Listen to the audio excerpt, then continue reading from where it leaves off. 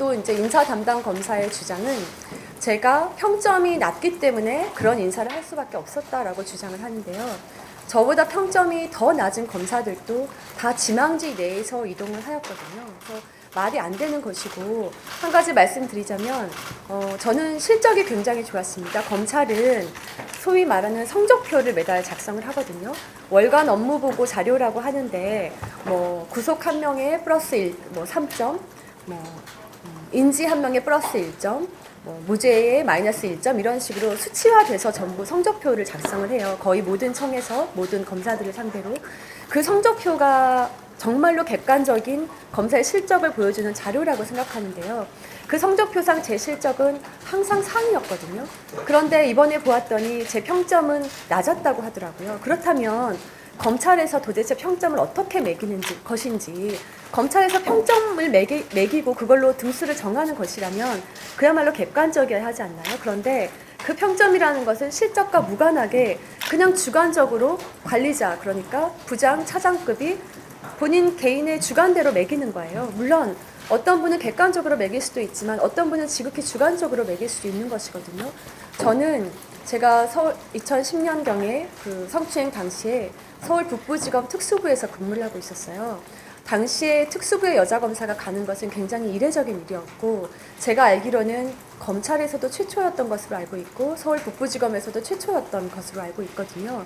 그런데 뭐 기사를 확인했더니 검찰 최초로 내가 특수부 여검사였다 하신 분이 계셔서, 근데 그분의 이제 그 배치표를 확인해 봤는데 너무 오래된 배치표여서 확인이 안 되더라고요. 그래서 확인되지 않지만 당시는 제가 최초의 특수부 여검사로 알려져 있었고, 최초로 특수부를 가기까지는 굉장히 실적이 좋았고 굉장히 열심히 일을 했습니다. 그런데 제가 당시에 특수부의 말석 검사였고, 그런 평점이 대부분 말석 검사인 경우는 최하 평점을 받거든요. 석순대로 대치로 받고 약간의 예외가 있을 수는 있겠죠. 그런 이유라든지 아니면 제가 그 이후에 육아휴직을 했었는데, 얼마 전에 박상기 법무부 장관님께서 인터뷰하신 것을 보았더니 여검사들의 평점이 굉장히 낮아서 그 이유를 확인해 보았더니 육아휴직을 한 경우에 평점이 낮다고 하더라라고 말씀하신 것을 보았거든요. 그렇다면 제가 특수부 말석이었고, 당시에 제가 특수부에서 청목회 수사라는 수사를 했었는데요. 그 당시에 제가 약간 윗분들의 부당한 지시에 따르지 않은 것이 있었습니다.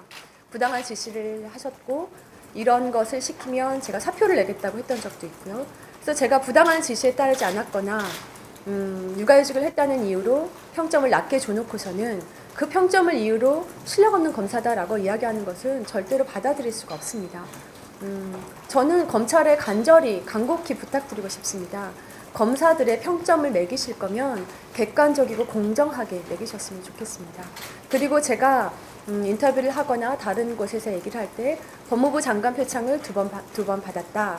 그리고 우수 사례 표창도 10여 회 받았다라고 이야기를 했거든요. 그것은 제 실적이고 제가 열심히 일한 증거라고 생각합니다. 그런데 검찰에서는 제가 굉장히 실력도 없고 일도 못하고 문제가 있는 검사라고 기자님들한테 얘기를 해서 기자님들이 아니 장관 표창도 받고 실적이 이렇게 좋았다던데 라고 질문을 하면 그거 실적을 조작한 거다라고 얘기를 하셨다는 말을 들었어요. 검찰이 실적을 조작해서 상을 받을 수 있는 조직이라는 것인지, 왜 그렇게까지 저를 모욕하기 위해 자신들의 얼굴에 침을 뱉고 계신지 정말 질문하고 싶습니다.